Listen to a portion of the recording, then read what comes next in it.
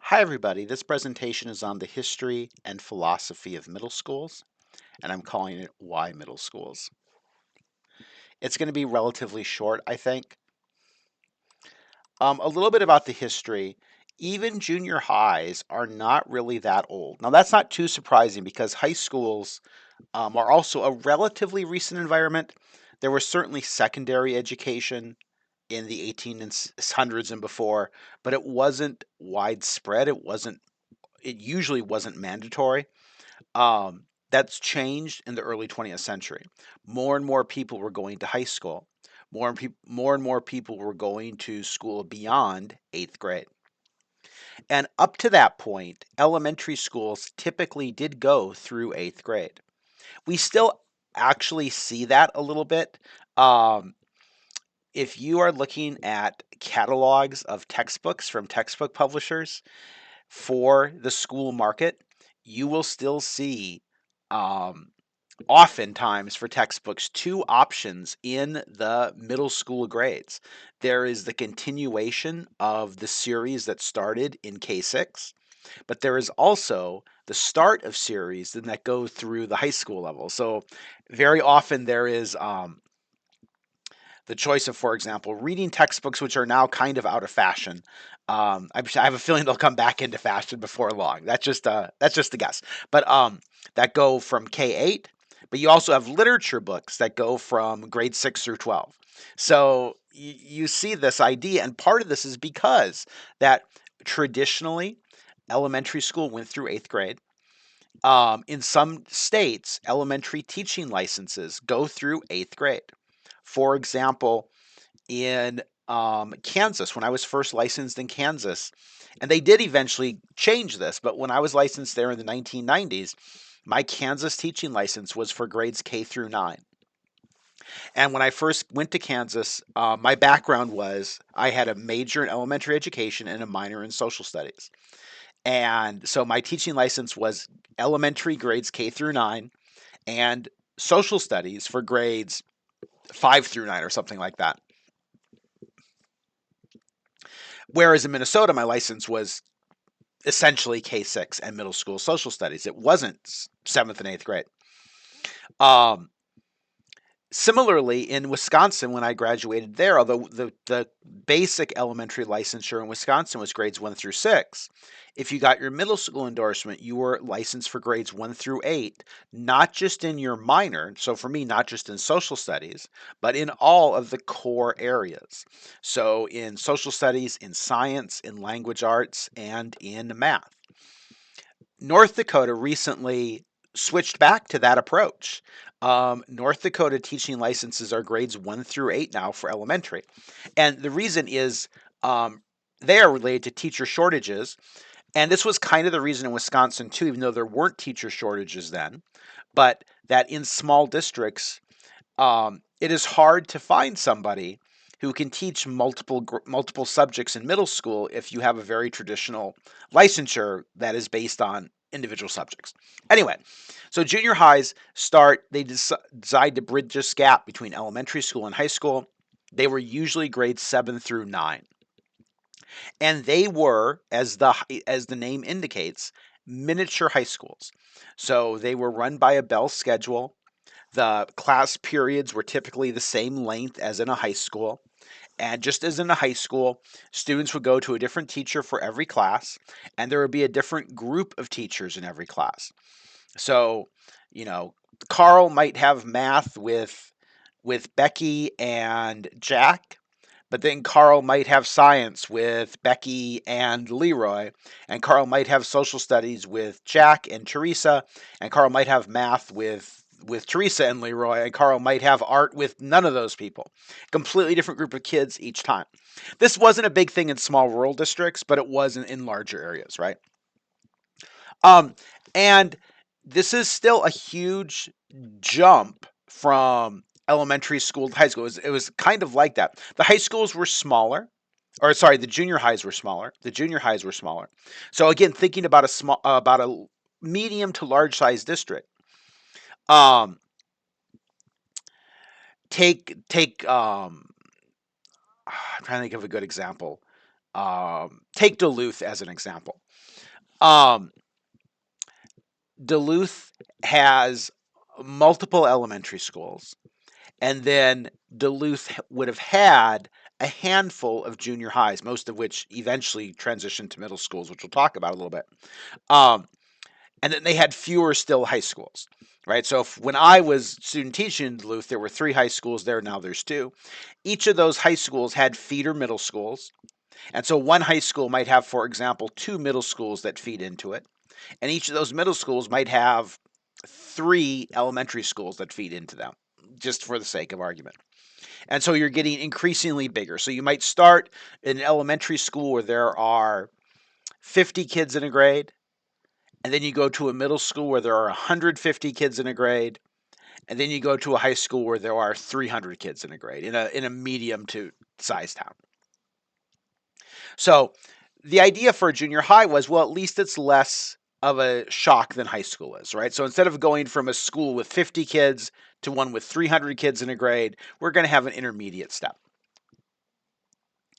In the 1960s, we started to learn more about child development and about the unique needs of early adolescence that we talked about in the first part of this course. And so the middle school idea was developed in response to what we're seeing as their unique needs. And these are, I think, some of the key elements. And I don't think your book talks about the last one, but it was a key element. So, one is the idea of team teaching and interdisciplinary instruction. We're going to talk more about each of these in the next few slides. Another was the idea of a home base or an advisory, and they're called different things in different schools. It doesn't matter what they're called. And then another was the idea of exploratory classes. And then finally, the idea of having regular health and PE classes. All right, some technical problems there. I'm going to get to edit this video, so that will be fun. So we've talked about these rationales a little bit before, so I'm going to be kind of brief here. So first, team teaching and interdisciplinary instruction. I think this kind of came out of first the idea of the importance of interdisciplinary instruction because this helps students see the connections between different subject areas. And in elementary school, where one teacher is teaching all subjects, or at least all core subjects, it's really easy to make, I shouldn't say it's really easy, it's easier to make instruction interdisciplinary because we know what we're doing in math, we know what we're doing in science, and we can relatively easily make connections between the two. In social studies, we can say, remember yesterday in science when we did this? Well, this relates that. Those connections are easier to make when you are the person who is planning and teaching all of your subjects. The idea of team teaching is the idea that as we get into more specialized subject knowledge, teachers need a stronger background in those subjects. And so, yes, there should be someone who is a strong science teacher, and there should be someone who is a strong social studies teacher. And we can combine those people's strengths by having them teach together. And there are different approaches and models of team teaching. Some is where it is 2 teachers working together with a class of 50 students. But it's more common where the students are just shared between the teachers and both teachers, don't see all 50 students at a time. But because a smaller group of teachers is sharing these students in common, the teachers get to know the students better. They often work with them for longer periods of time. One part of this is flexible scheduling. So, for example, the middle school in Dickinson, North Dakota has recently sort of reinvigorated its middle school nature. And the principal has told his teams that as long as they respect the time where students are supposed to go to specials, and as long as they respect lunch, they can schedule their day however they want.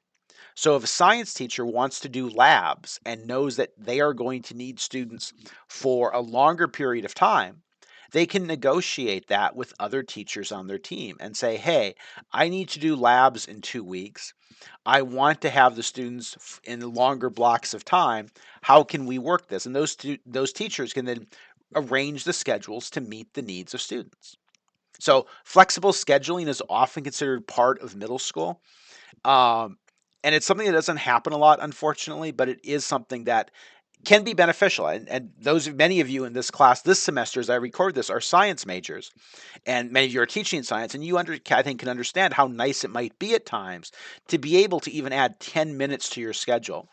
Um, Obviously, this flexibility needs to be respectful to other teachers. You can't just do it on the fly, but you can plan and say, I think I'm going to need more time. Can I take more time next week? And then, the following week, I will give some of that time back to you.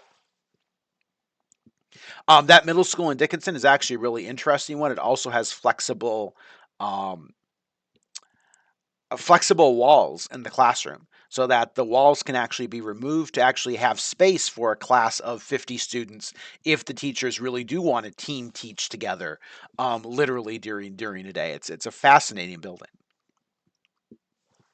And so the second area of this is having advisory or home base.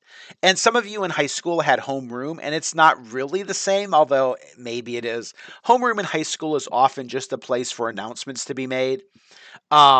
It seemed to me anyway when I was teaching high school. In middle school, the idea is that it's supposed to be a time for students to really get to know each other and for teachers to get to know their students. Part of it is the idea that students would have a core group of students who they would truly get to know. Um, just like in elementary school. And sometimes, in some schools, and this isn't necessarily required, and I have not honestly experienced this. I have experienced advisory, but I haven't experienced this. Those rooms are actually cross graded. So you had sixth graders, seventh graders, and eighth graders, for example, all in the same class. And this is intentional to try to reduce the possibilities of bullying, trying to make new students feel more comfortable, so that students have friends in other grades. And then the other idea behind advisory is that every student will have at least one adult who knows them well. Many of you have pointed out that you see 150 students a day, or and that's a lot. I'm aware of that. I was the same. The idea of advisory is that you are going to have one group of students who you get to know really well. And that's why cross grading is beneficial too sometimes, because you will essentially loop with them. And so those sixth graders are going to come back to you as seventh graders, are going to come back to you as eighth graders. So you still see 150 students. You don't get to know all of them well, but you have this core group of 20 students. And there are, 8 sixth graders, 7 seventh graders, and did I say 20? So it's 6, 7, and 6, 7, and 7. Yeah, 6 sixth graders, 7 seventh graders, 7 eighth graders. You get to know them really well. That's good for you. It's good for them. Ideally, every teacher in the building, including the art teacher, the music teacher, the industrial arts teacher, including the counselor, including the social worker, if they are a licensed teacher, has an advisory group. This lets the groups be smaller. So rather than have a group of 30, you get to have groups of 20 because everyone has them. Advisory is often at the exact same time, so it doesn't interfere with anyone's planning or lunch or anything else because everyone has it for the first 20 minutes of the day, or everyone has it for, from 10 to 10:20, built around the schedule. There's advisory time. Um, Third thing is exploratories. And exploratory is sometimes used today as a shorthand for art, music, PE. That's not what it means in a middle school context, though. Exploratory classes were classes that they're kind of like electives in college. And many of you who were elementary education majors might not have had a lot of electives because between the elementary ed program and your general ed requirements, you didn't have lots of space. But particularly because you probably had an endorsement. But in other majors in college, there is space for electives. And that's the idea here. It's the idea to help students just find something they're interested in, to make a deeper connection to school. And the hope is that this can as they connect to school, it also connects them to learning, it develops them into lifelong learners, it helps them to develop new passions. It allows teachers more creativity because we sometimes have to teach. Obviously we like the subject we're teaching, but we sometimes have to teach an element of that subject maybe we're not really interested in. Like maybe you love geometry and not algebra, but you're teaching algebra 1.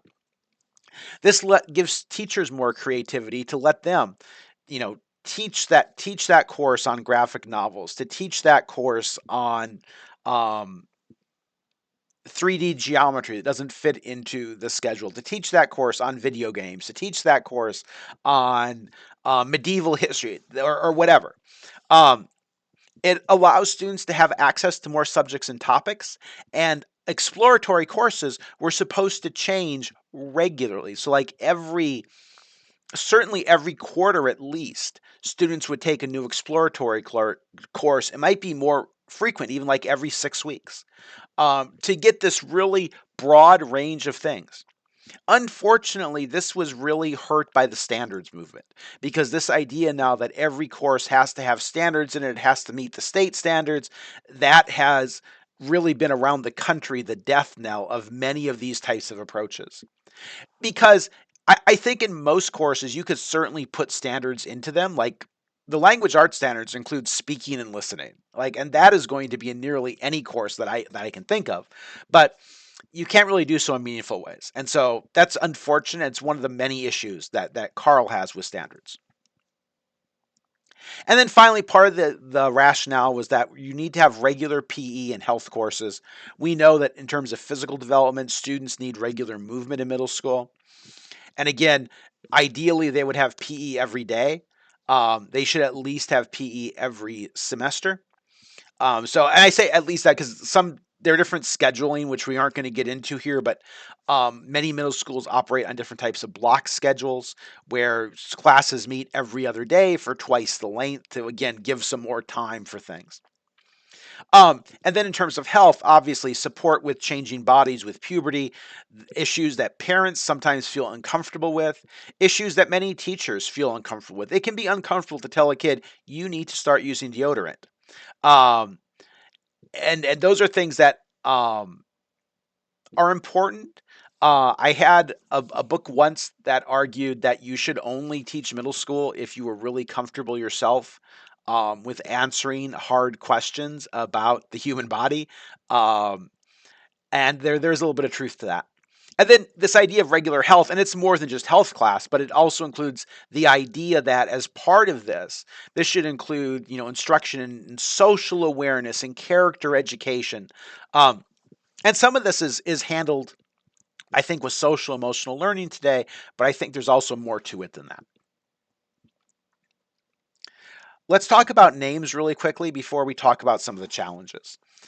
Um, we've mentioned two names today, junior high and middle school. Traditionally, a junior high was grades 7 through 9, and a middle school was grades 6 through 8. And in some cases, there is a myth that that's all the difference is that the difference is a difference in grade levels. That's not true. It's a difference in philosophy. Unfortunately, many middle schools today are really junior highs in all but name.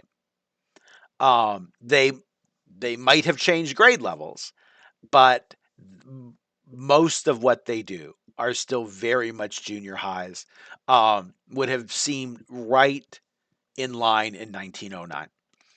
There is a strict bell schedule. Students go from class to class. There is limited interdisciplinary instruction. Students in larger districts are sort of randomly, put in these classes. Um, we see that today in middle schools, and we'll talk about why in the next slide. But conversely, there are some schools that are called junior highs that actually have middle school like qualities. There are schools called intermediate schools or upper elementary schools in some cases that also have middle school like qualities. And the reason I put the different some of them, there's many different grade ranges, is that even in, say, a K-12 building, it could be that the middle school grades in there, however those are defined, might have those middle school like qualities. So the name isn't important, but there's a misconception that middle school means grades 6 through 8 or 5 through 8, and a junior high is grades 7 through 9. That's not true. It is usually true that ninth grade is not part of a middle school. That was part of the movement as well. Ninth grade, I don't know if Carnegie units are really still a thing or not, but they used to be for graduation and for college admission. Um, and Carnegie units start in ninth grade.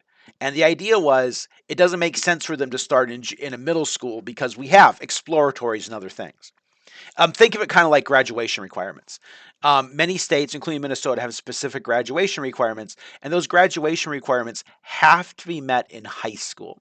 You usually cannot meet those graduation requirements from middle school classes. So, ninth grade, because that's when graduation requirements start, ninth grade often got moved to high school. I know there are some districts where ninth and 10th grade are in buildings on their own. I think that's true in White Bear Lake, for example. That's fairly unusual, but it does happen. Um, Middle schools, then, the other thing that caused this was changes in population. That as fewer students were in the K-12 world, high schools were getting smaller, and that meant that ninth grade could fit in a high school building where maybe it couldn't have fit a decade before. So there were certainly population changes too that came with name differences, but not with philosophical differences. That's a little confusing, I know, but I think if you think about it, it'll make sense. Um, the name, what it's called on the outside of the building, doesn't really matter. Middle school, in terms of licensure, varies from state to state. At one point, Minnesota was all in on middle school. And I know that because when I first got licensed, my middle school social studies license says literally middle school. It says social studies, and then for grade level, it says the words middle school. Actually, it says middle S. Um, a few years later, well, a decade plus later, when I got licensed for middle school math, my license says math, and then it says grades 5 through 8. Um, and there are reasons behind that I'm not going to get into, but Minnesota used to be fully invested in the middle school concept, and moved away from it for various reasons, which is unfortunate, I think. But regardless, in Minnesota today, the middle school endorsements, as you probably know, because you're getting one likely, are grades 5 through 8. Be aware that in different states, if you choose to try to transfer your license somewhere else, or you really can't transfer, you choose to reapply for licensure somewhere else, might be a different grade range. In some states, middle school is grades 6 through 8. In some, it's grades 4 through 8. Some states do as young as fourth grade. That is unusual overall, I think, but as puberty gets younger, maybe that's going to increase. I don't know. So, names, not important, but there is a lot of misconceptions about them. What are some of the challenges of middle schools? One is that there was a popular belief, and when I look through some of the history in your textbook, this was not just a myth. This was true because middle schools did not want students to be tracked academically. There was a belief that middle schools had limited academic rigor, and there is truth to that. Your book also, unfortunately, talks about learning style, and learning styles are myths. And when middle school proponents say, "Oh, you have middle school so we can reach all students' learning styles," that tells people who are aware that learning styles are myths. It reinforces this idea that, well, if you're talking about learning styles, you clearly are not an academically rigorous environment. As I mentioned, middle schools came to be associated with a change in the grade levels in a building rather than philosophy. Like, it's still common for people to say, yeah, this used to be the junior high, but then they moved ninth grade to the high school and moved sixth grade up here, so now we call it the middle school. And that often happened, but that's not what a middle school should be. And then a challenge is that, as your book points out, some of this can be expensive, right? It is expensive to um, it's potentially expensive on how you structure a schedule. I don't think it's as expensive as it's sometimes made out to be. And then, can partial middle schools work? The textbook I used to use for this course, which I absolutely adored, like, I love the textbook, but it's old, like it's dated. Um, would argue no, that it's all or nothing. that there are too many core tenets, including some of the ones that I talked about in this presentation, that are needed for it to be a true middle school. Now, your textbook, on the other hand, says yes, and it gives suggestions. I tend to agree with your textbook. I don't know that all their suggestions I agree with. And I do think that some things like advisory probably really are needed. I know they can say, oh, well, you can do it like this and this. And that's true, but there's a lot of yes, but with your textbook suggestions. So I do agree. I disagree with that former textbook. I do think it doesn't have to be all or nothing. But I also think it can't just be sort of a half-baked approach. It has to be thoughtful. That's my opinion, which you do not have to agree with. I do hope one of my goals throughout this course is that you, as you learn more about what a middle school should be or maybe could be, that you become advocates for that if you think that sounds reasonable and appropriate for students in those grade levels. I hope you found this useful. It was longer than I anticipated, so I apologize for that. Thanks for watching. If you have questions about this video, please let me know.